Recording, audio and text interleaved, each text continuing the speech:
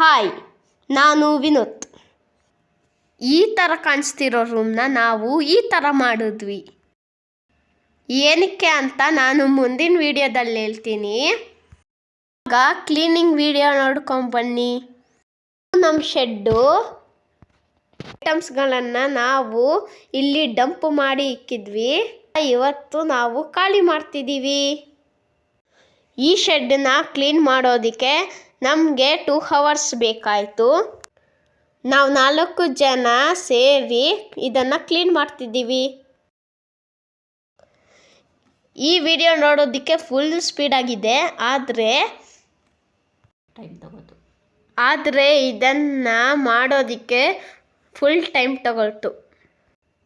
ಎಲ್ಲ ಶಿಫ್ಟಿಂಗ್ ಆದಮೇಲೆ ತೊಳೆಯೋದು ಶುರುವಾಯಿತು.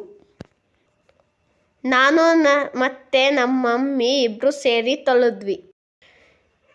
ಎಲ್ಲ ತೊಳೆದ ಮೇಲೆ ನೋಡಿ ಈ ರೀತಿ ಕಾಣಿಸ್ತಿದೆ. ಈಗ ನಾವೇನಕ್ಕೆ ಶೆಡ್ನ ಇಷ್ಟು ತೊಳೆದು ಕ್ಲೀನ್ ಮಾಡಿದ್ವಿ ಅಂತ ನೆಕ್ಸ್ಟ್ ಪಾರ್ಟಲ್ಲಿ ಹೇಳ್ತೀವಿ.